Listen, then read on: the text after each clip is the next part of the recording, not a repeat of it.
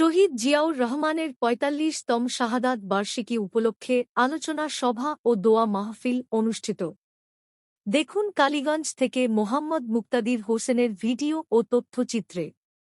গাজীপুরের কালীগঞ্জ উপজেলার মোক্তারপুর ইউনিয়নের ১ নম্বর ওয়ার্ড বিএনপি ও সহযোগী সংগঠনের উদ্যোগে শহীদ রাষ্ট্রপতি জিয়াউর রহমানের ৪৫তম শাহাদাত বার্ষিকী উপলক্ষে আলোচনা সভা, মিলাদ ও দোয়া মাহফিল অনুষ্ঠিত হয়েছে। মঙ্গলবার বাদ আসর নোয়াপাড়া শহীদ ময়জুদ্দিন আদর্শ উচ্চ বিদ্যালয় মাঠে আয়োজিত অনুষ্ঠানে মাহমুদুল হাসানের সভাপতিত্বে এবং আইয়ুবুর রহমান মাসুমের সঞ্চালনায় বক্তব্য দেন কালীগঞ্জ উপজেলা স্বেচ্ছাসেবক দলের যুগ্ম আহ্বায়ক মাসুদুল হাসান, শামীম, যুবদল নেতা লোকমান হোসেন এবং গাজীপুর জেলা স্বেচ্ছাসেবক দলের সদস্য হাফিজুল্লাহ সহ বিএনপি ও অঙ্গ সংগঠনের নেতৃবৃন্দ।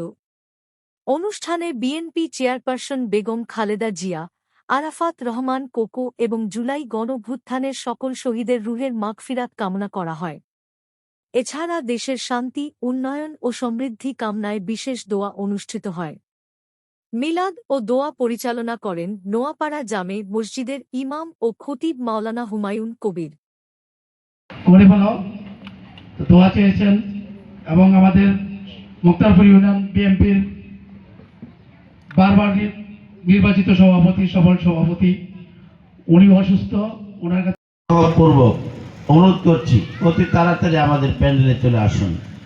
অল্প কিছুক্ষণের মধ্যে শহীদ প্রেসিডেন্টের জীবনের আলোচনা করনি।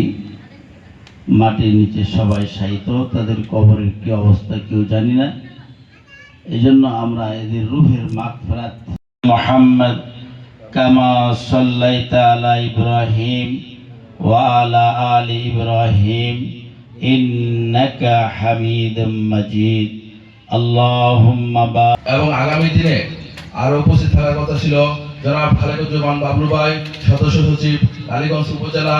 আরো উপস্থিত থাকার কথা ছিল বাংলাদেশ জাতীয় নির্বাহী কমিটির অন্যতম সদস্য জনাব ওমর ফারুক সাফিন ভাই, এবং আরো উপস্থিত থাকার কথা ছিল মোক্তারপুর ইউনিয়ন বিএনপির সাবেক সভাপতি জনাব একেএম ফজলুল হক নয়ন বাকমার ভাই সহ আরো মোক্তারপুর ইউনিয়নের তারই সুযোগ্য সন্তান, যাকে দেশ থেকে বের করে দেওয়া হয়েছিল নবীজির হিজরতের মতন, একা চলে গেছেন।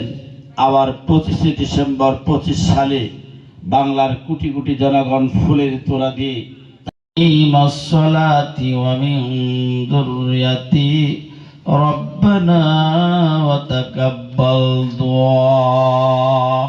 মাবুদ মাওলা, আমরা গুনাহগার। 1447 হিজরি জিল গুনাহগার বান্দাগুলি আসরের নামাজ পড়ে নোয়াপাড়া হাই স্কুল মাঠে বসে তোমার মহাগ্রন্থ আল কুরআনুল কারীম